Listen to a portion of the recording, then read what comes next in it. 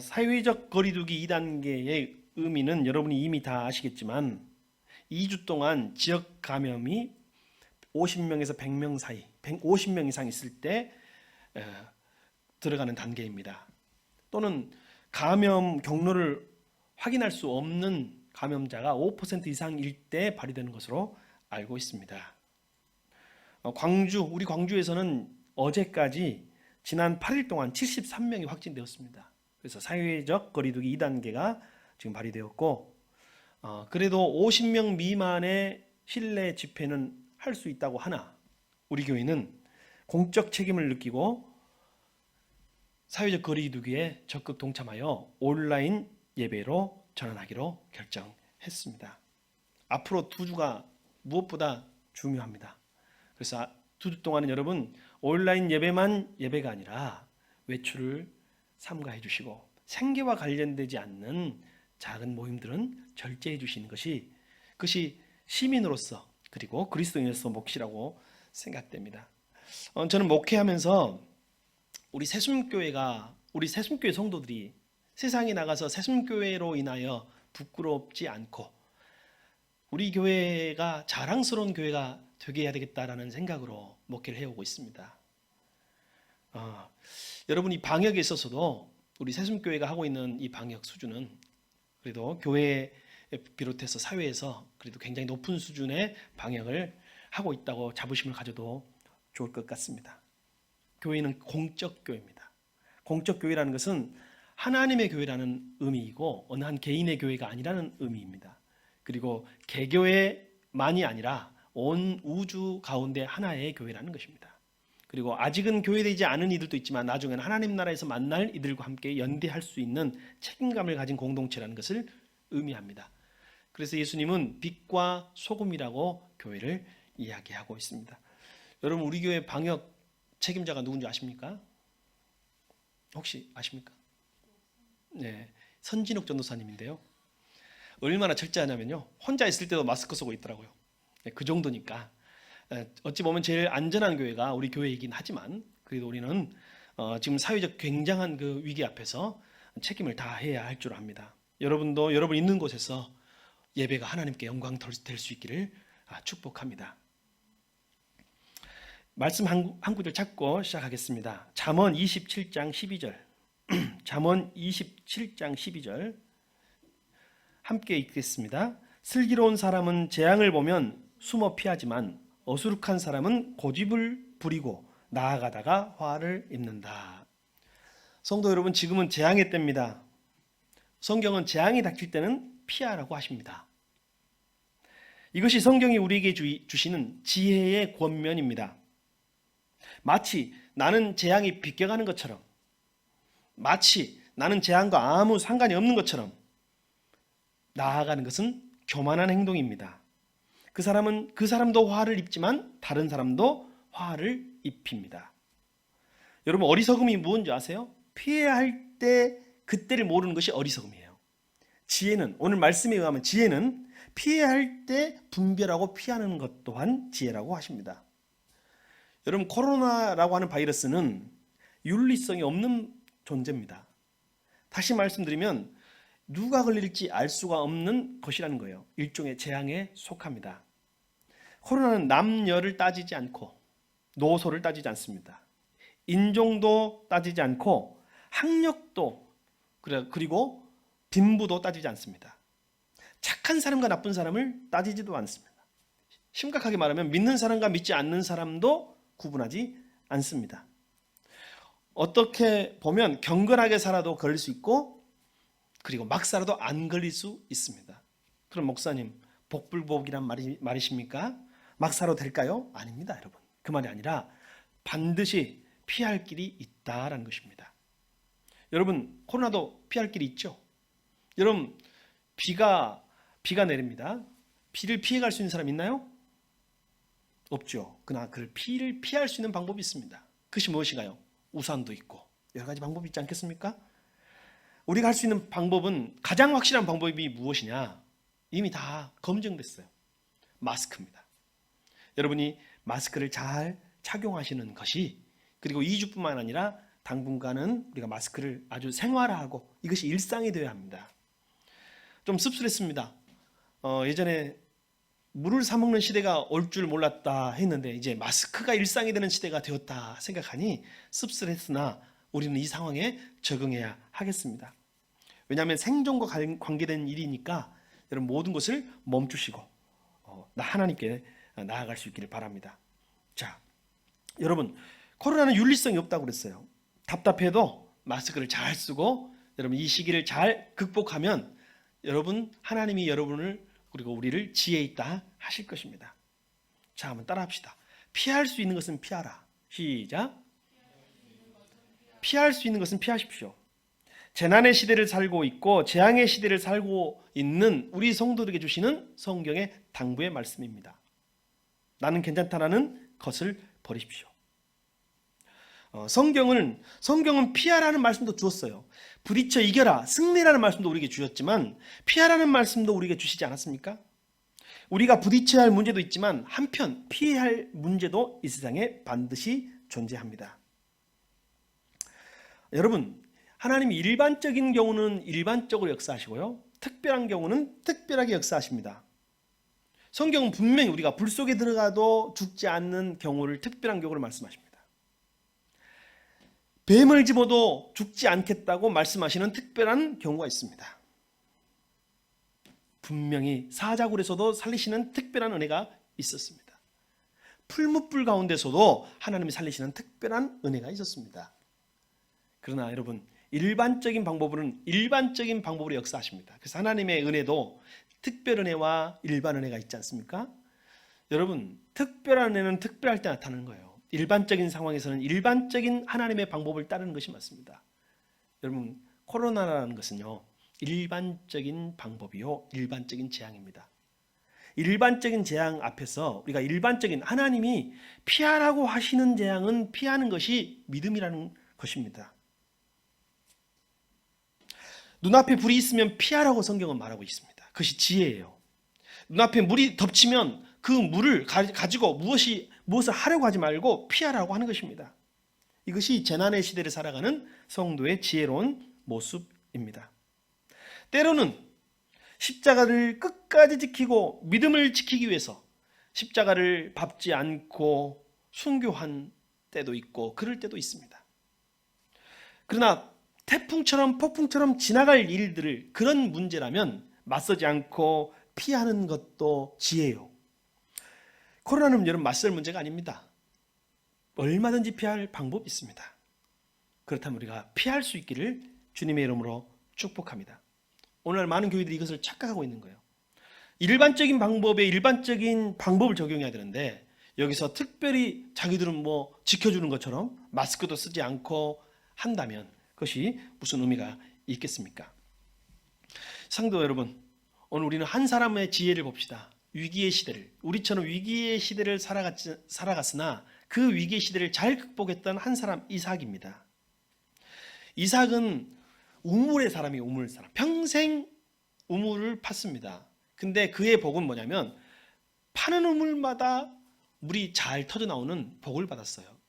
우리나라는 그래도 비교적 지금까지는 물이 많은 나라여서 그래도 땅을 파면 물이 나오지만 팔레스틴에서는 좀처럼 물을 판다고 물이 나오는 곳이 아닙니다. 그래서 물은 엄청난 은혜인 것입니다. 그런데 물을 자주 팠던 이유 중에 하나가 여러 가지 이유가 있는데 우리가 봤을 때는 좀 이해할 수 없는 이유도 있었어요. 당시에 그 지역, 팔레스틴 지역에서, 팔레스타인이란 말이 블레셋이라는 뜻입니다. 블레셋의 땅, 팔레스타인, 보통 이렇게 누구의 땅이라고 하죠. 지금도 우즈베키스탄 이런 말 있잖아요. 스탄이라는 어원을 따져보면 땅이라는 뜻인데 블레셋의 땅이라는 뜻이 있어요. 그래서 그 땅에서 힘이 세고 주인 노릇을 오랫동안 했던 사람들이 사실은 팔레스타인, 블레셋 사람들입니다.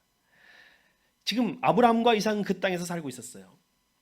그런데 오늘 보니 이삭이 우물을 파서 가족이 번창하고 가게가 번창하고 양떼와 가축이 늘어나면 시기 질투하는 블레셋 사람들이 있었습니다. 그들이 와가지고 그 우물을 쓰레기와 돌과 나무 조각 이런 걸로 잔뜩 메꿔버리고 그리고 이삭을 쫓아내는 것입니다. 이것이 한 번, 두 번, 세 번 반복되는 것이 이삭의 일생이었습니다. 근데 여러분 어떻습니까? 이삭은 어떻게 했습니까? 여러분 인생에 있어서 한번 정말 가게가 사업이 망하고 가게가 멸망하고, 그다음에 예전에는 차압이라는데 요즘 압류라고 하더라고요. 집에 압류 딱지가 들어와서 냉장고에, 텔레비전에, 가전제품에, 그리고 방문에 이 압류 이 티켓이 여러분 붙는 경우를 일생에 우리가 몇 번이나 경험할 수 있겠습니까? 오늘 이삭은요, 그것을 일생에 성경에 기록된 것만 하면 4번을 경험합니다. 우물을 버려두고 나가라. 그리고 너는 이 땅에서 쫓겨났다는 것은요, 가족의 생계, 생명, 가축의 생명, 그리고 모든 재산을 다 잃게 될 수 있는 위급한 상황이었다는 것입니다. 이때 이삭은 무엇을 선택했느냐는 거예요. 이삭은요, 그들과 부딪히지 않고 피했습니다. 이삭이 선택한 것은 싸워서 이기는 것도 한 방법이지만, 여러분, 피할 수 있는 것은 피하는 것도 한 방법이라는 것을 우리가 깨달아야 하는 것입니다. 자, 이삭이 선택한 방법을 봅시다. 여러분 17절, 우리가 읽지 않았지만 17절 중간에 보면 이삭이 그곳을 떠나서 라고 되어 있어요. 이삭은 떠납니다. 하나 더 나옵니다. 하나만 더 찾아봅시다. 여러 번 나오지만 22절도 있습니다. 22절. 이삭이 거기서 옮겨 또 다른 우물을 팠는데 이때마다 블레셋 사람들과 시비가 붙은 거예요. 시비가 커서 블레셋 사람들은 아비멜렉까지 등장한 거 보니까 블레셋의 왕입니다. 굉장히 큰 세력이 이삭을 쫓아냈고 추방하고 공격했던 것 같습니다. 그런데 오늘 여러분, 우리가 생각하는 것은 정의의 사자가 딱 나타나가지고 막 블레셋을 무찌르고 이기는 것이 우리가 그리는 그림 아닌가요? 내 인생에 그런 삶의 모습이 일어나기를 원하지 않는가요? 그러나 이삭은요, 답답할 정도로 피합니다. 문제가 생길 때마다 피합니다. 이삭이 힘이 없어서 피했을까요? 이삭이 겁쟁이여서 피했을까요? 여러분, 이미 아브람 시대, 아버지 아브람 시대에 아브람의 가족에게는요, 사병이 존재했습니다. 사병, 가병. 롯, 조카 롯이 아말렉의 족속에게 붙잡혀 아말렉 군대가 그를 붙잡아 갔을 때 가병 318명을 특공대입니다. 동원해서 그들을 추격해서 아말렉을 무찌르고 조카와 그의 가족을 구출해 온 사건이 선대에 있었어요. 이삭의 때는 없었겠습니까? 충분히 훈련된 군대와 군사가 가병이 있었지만 피했다는 것입니다. 자, 그리고 아브람 때 아브람을 넘어서서 무슨 문제가 있었습니까? 예, 이삭은 이미 거부가 되어 있어요. 부자였어요, 부자. 그러니까 경제적인 것도 충분했고, 그리고 군사적인 능력도 충분했지만 블레셋과 필요 없는 불필요한 충돌을 하지 않고 어떻게 했다고요? 피했다는 것이 바로 이삭의 모습이에요. 이삭의 능력입니다. 여러분, 이삭이 일관되게 하고 있는 것은 피하는 것입니다. 여러분, 피하는 게 능력입니다. 피하는 게 능력이에요. 부딪혀서 싸우는 것보다 여러분, 피해가는 능력이 더 큰 능력일 수 있습니다. 이삭에게는 능력이 있었는데 그것은 피하는 능력이 있었습니다. 다른 사람에게는 별로 찾아볼 수 없는 특별한 축복을 받은 것입니다. 우리는 능력하면 싸우는 능력만 생각할 때가 많습니다. 그러나 여러분, 더 큰 능력은요, 싸우지 않는 능력입니다. 이삭에게는 그렇게 피할 줄 아는 내적인 능력, 내공이 있었던 거예요. 내공 없으면 못 피합니다. 내가 죽더라도 한번 해보고 싶은 마음이 인간입니다. 여러분, 사람들이 왜 싸웁니까? 여러분은 왜 싸웁니까? 피할 능력이 없기 때문에 싸우는 것입니다. 여러분, 왜 사람들이 걱정합니까? 피할 능력이 없기 때문에 걱정합니다. 우리 인생에서 우물을 막는 일은 계속 일어납니다. 누군가가 여러분의 우물을 막고 여러분을 그곳에서 쫓아내고 여러분을 불편하게 하고 여러분을 어렵게 하고, 불편한 정도가 아니라 여러분을 힘들게 하는 일들은 계속 일어납니다. 이삭의 인생처럼. 여러분, 그때마다 싸워서 어떻게 살겠습니까? 이삭은 피하는 능력이 있었습니다. 여러분, 피할 능력이 없으면 우리는 의미 없는 싸움을 계속해야 하는 거예요. 의미 없는 싸움. 피할 능력이 없으니까 계속 싸우죠. 그러니까 그 의미 없는 싸움, 누구도 하나 이익 보는 사람 없이 실패와 좌절만 있는 싸움입니다. 여러분, 사람들에게 왜 그렇게 싸우냐고 물어보면 사람들은 똑같이 이야기합니다. 저 사람이 상대가 시비를 건다고 말하는 것입니다. 여러분, 그래서 싸우시죠? 근데요, 그 말에는요, 이런 말이 표현되어 있어요. 저 사람이 시비를 건다, 그래서 싸운다라는 말의 이면에는요, 나는 피할 능력이 없습니다 라는 말이에요. 여러분에게 피할 능력이 충만하시기를 바랍니다. 싸울 만큼 심각해서 싸우는 것이 아니라 사실 피할 능력이 없어서 싸우게 된다는 거예요. 여러분, 개도 그렇죠? 개도 어떤 개가 싸나와요? 겁먹은 개가 더 싸납습니다. 진짜 물개는요 짖지 않아요. 가만히 딱 확 물어버려요. 그럼 막 짖는 개는요, 나 지금 겁먹었어 라고 말하는 거예요. 어찌 보면 능력이 없는 개입니다.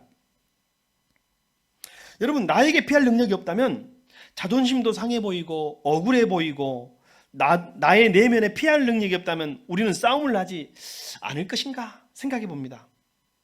그리고 싸우지 않음으로써 우리 자신을 더 지켜낼 수 있지 않을까 생각해 보는 것입니다. 여러분, 영적으로 지혜로운 사람은 무엇을 피해야 할지 아는 사람이에요. 그리고 싸워서 이기는 능력이 있어도 피하는 사람이 더 지혜롭다고 오늘 성경은 말하고 있고 이삭을 통해서 그것을 증명하고 있는 것입니다. 여러분 삶 속에서 오늘 이삭을 배워서 무의미한 싸움을 하지 마십시오. 승자가 없는 싸움입니다. 피해자만 있는 싸움. 싸웠는데 달라질 것이 없어요. 그럼 싸우지 마십시오. 순간 한 번 화내고 한 번 따져서 그 순간 내 마음속은 시원할지 몰라도 근본적으로 아무것도 해결되지 않을 문제라면 여러분 피하십시오.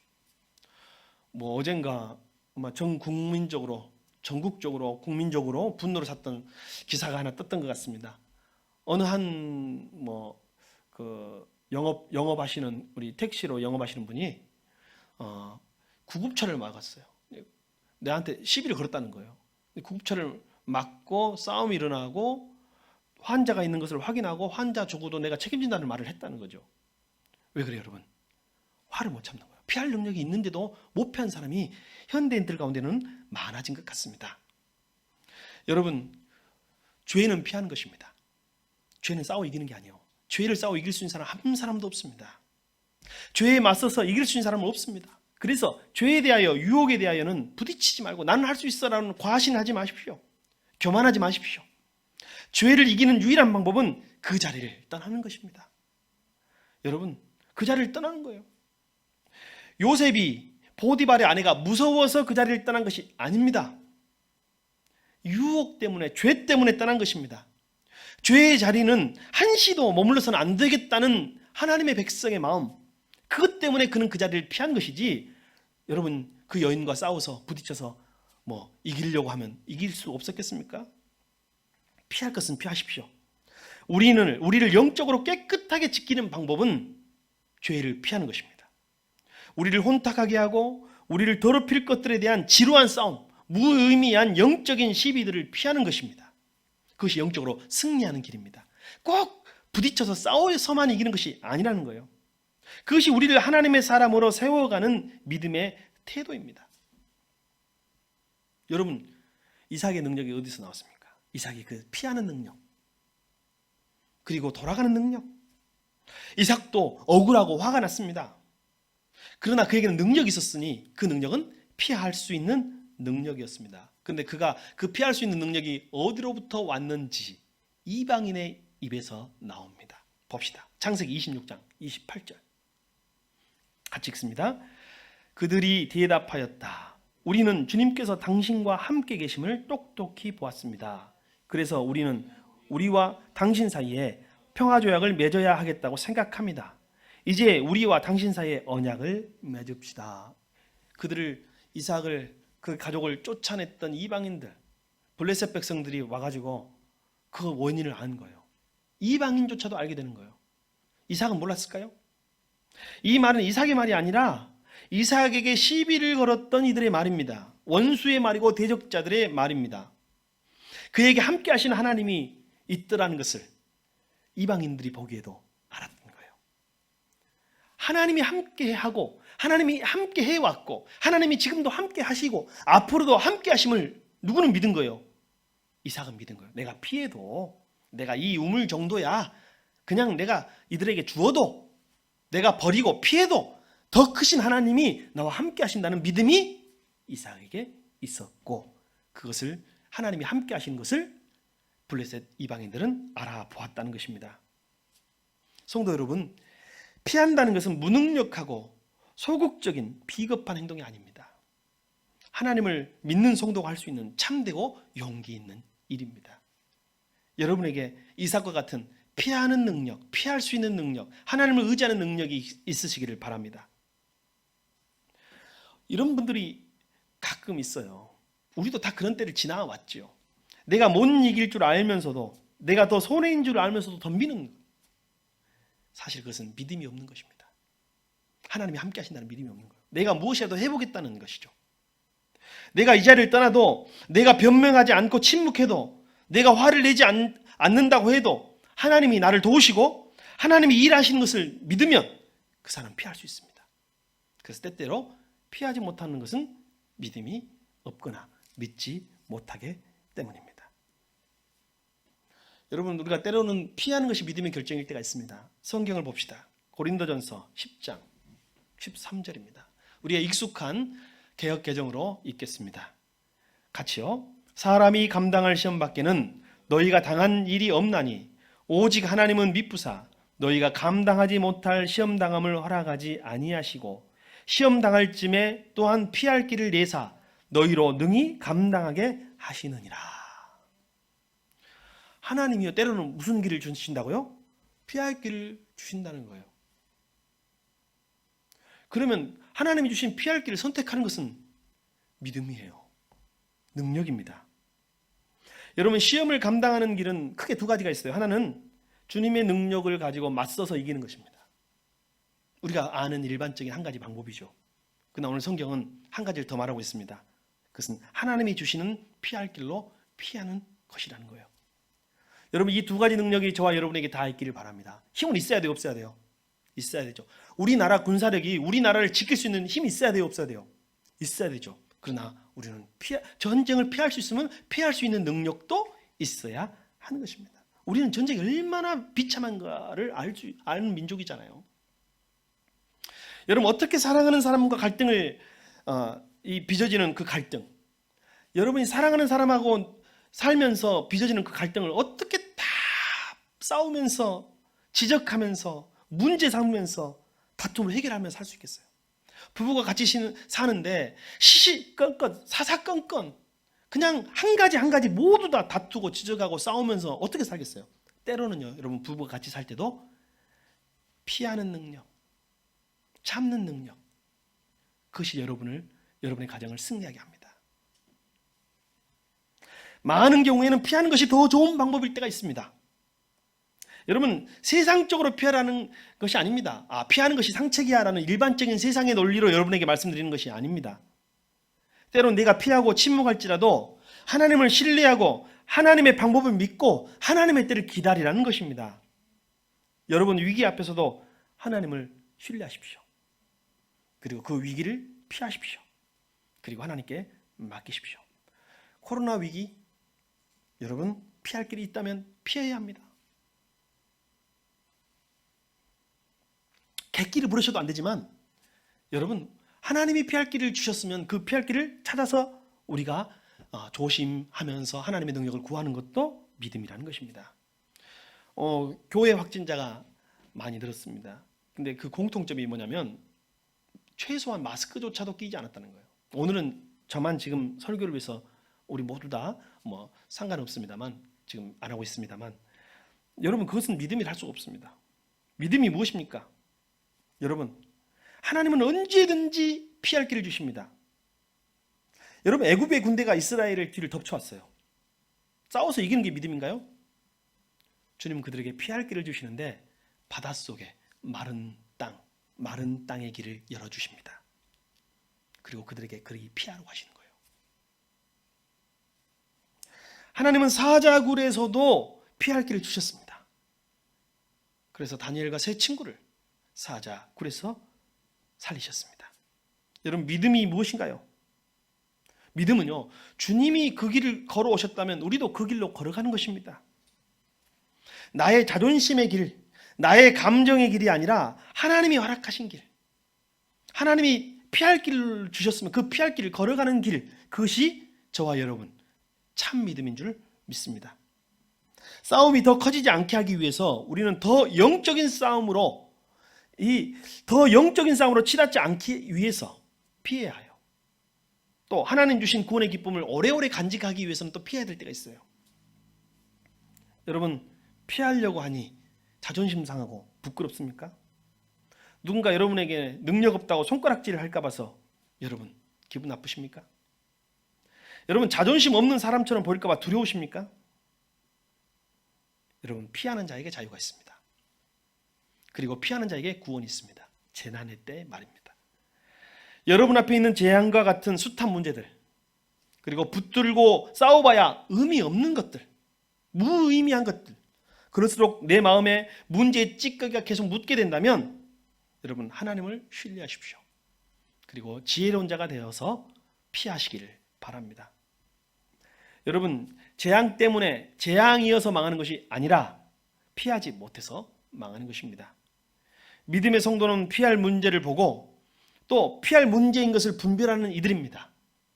맞서고 싶은 욕구가 있음에도 여러분 맞서는 능력보다 더 큰 능력, 피하는 능력, 그 피하는 능력이 저와 우리 새순교회 성도들에게 있기를 바랍니다.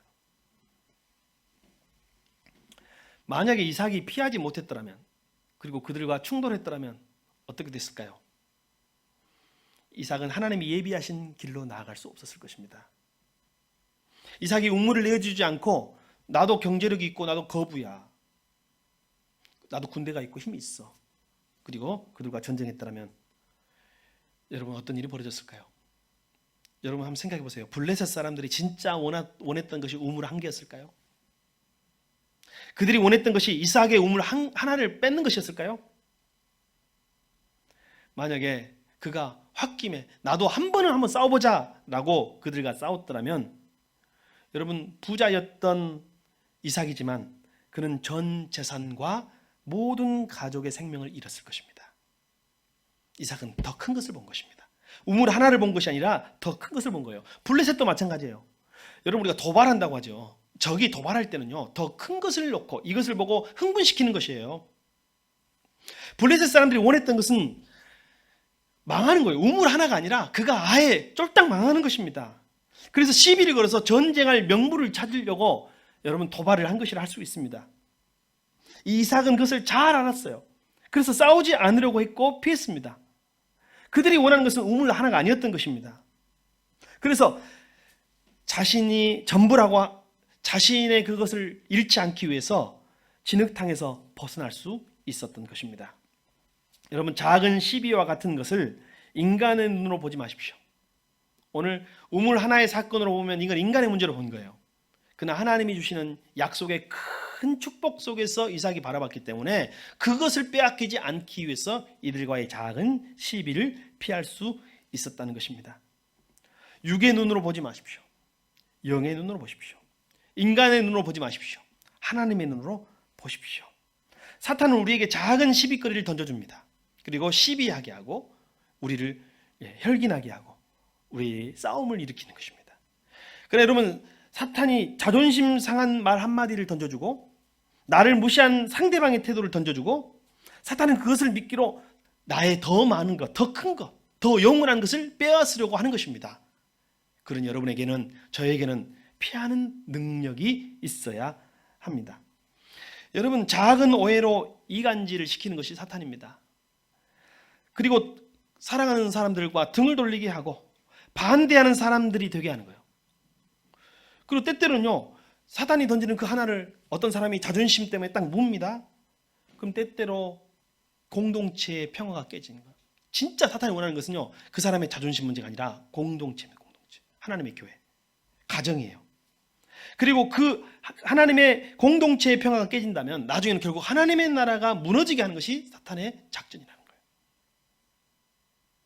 처음에는 한 사람의 자존심으로 시작되는 문제지만 나중에는요 어떤 문제가 생겨요? 부부 관계가 깨집니다. 그리고 가정이 깨지는 역사도 일어납니다. 이것이 영적 블레셋이 저와 여러분에게 원하는 것입니다. 이삭은 이것을 꿰뚫어 보았습니다.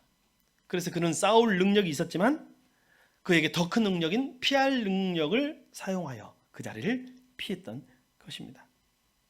여러분 하나님께 피하면 다른 것이 보입니다. 더 큰 것이 보입니다. 더 넓은 것이 보입니다. 여러분, 하나님 주신 길로, 하나님에게로 피하는 저와 여러분이 되기를 바랍니다. 여러분, 카메라 사진 한번 찍어 보셨는지 모르겠습니다. 카메라에 여러 가지 각도가 있고 여러 가지 그 앵글과 렌즈가 있습니다. 사진을 보통 찍는 각이 있지만 높은 데서 찍으면 하이 앵글이라고 하고요, 낮은 데서 찍으면 로우 앵글이에요. 여러분, 우리가 닥친 문제와 일들을 높은 데서도 보아야 해요. 낮은 데서도 보아야 돼요. 하이 앵글로 본다는 것은 높은 하나님의 시선에서 보는 것이에요. 완전히 상황이 달라 보입니다. 이 문제만 보면 안 돼요. 때로는 낮은 곳에서 나보다 훨씬 이 낮은 사람의 눈에서 바라볼 수 있어야 돼요. 그러면 상황이 완전히 달라진다는 거예요. 아브라함은 여러분 땅을 선택할 때 롯과의 그 전쟁에서 하이 앵글로 본 거예요. 너가 좌하면 나는 우하리라. 네가 우하면 나는 좌하겠다. 이거 하나님의 시선 아닌가요? 근데 땅의 시선 낮은 로우 앵글로 본 사람이 있어요. 롯이에요. 롯은 어떻게 했습니까? 그는 땅의 눈으로, 육의 눈으로 보다가 소돔과 고모라 땅을 선택했던 것입니다. 이삭의 문제의 복잡한 상황, 그 복잡한 상황에 머물러 있지 않았어요. 여러분, 문제 앞에 있으면요, 문제밖에 안 보여요. 근데 때로는요, 망원 렌즈도 있어야 되고요, 관광 렌즈도 있어야 되고요, 다 여러 가지를 봐야 됩니다. 요즘 우리가 사회적 거리두기를 하지만 때로는 문제로부터 영적 거리두기를 할 필요가 있습니다. 그러면 제대로 그 문제가 보이고 그 사람과를 보면서 광각으로, 하나님의 눈으로, 하나님의 시선에서 그것이 보여질 수 있는 것입니다. 여러분, 오늘 우물만 보지 않았어요. 이삭은 우물만 보지 않았어요. 우물이 그의 문제가 아니에요. 표면적인 문제는 우물이지만 이삭은 멀리서 보고 높이 보고 광각으로 보니 우물이 보인 것이 아니라 더 큰 영적 싸움들이 보였던 것입니다. 그래서 그는 그 영적 싸움에서, 큰 전쟁에서 승리하기 위하여 작은 싸움에서 피했던 것입니다. 이삭은 더 큰 것을 지키기 위해서 우물을 버리고 적을 피했습니다. 성도 여러분, 하나님이 주신 길과 하나님이 주신 길은 피할 길이고 구원의 길인 줄 믿습니다. 여러분, 경주마가 미칠 듯이 앞으로 달리죠. 그렇게 할 수 있는 것은요, 눈을 가렸기 때문이에요. 그는 옆을 가리고 앞만 보고 달립니다. 하나님은 우리에게 여러 개의 눈을 주십니다. 처음부터 자연인으로서 보이는 대로 보이는 눈, 이것도 건강한 상실을 가진 일반인에게 필요한 눈입니다. 여러분, 가끔은 왜곡된 눈을 가진 사람도 많거든요. 그래서 보여지는 대로 보는 눈도 있어야 합니다. 그런데 하나님은 우리에게 멀리 보는 눈을 주십니다. 멀리서 집중해서 목표를 향해서 달려갈 수 있게 하십니다.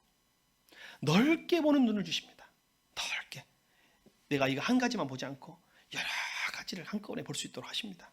지금만 보지 않고 영혼 속에서 보게 하십니다.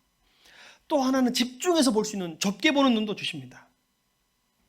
망원은 보고 싶은 것만 보는 사람, 한 점만 보는 사람, 우물만 보는 사람인지 모르겠습니다. 표준은 그저 보여주는 대로, 표준 렌즈로 보는 것은 그저 보여주는 대로만 보는 사람인지 모르겠습니다. 그러나 영적인 눈, 하나님의 시선으로 보는 눈, 넓은 눈, 높이 보는 눈, 깊이 보는 눈이 저와 여러분의 있기를 축복합니다. 재앙의 시대에 살아가는 성도들에게 주님의 지혜의 눈을 요구하십니다. 주께서 여러분을 사랑하십니다.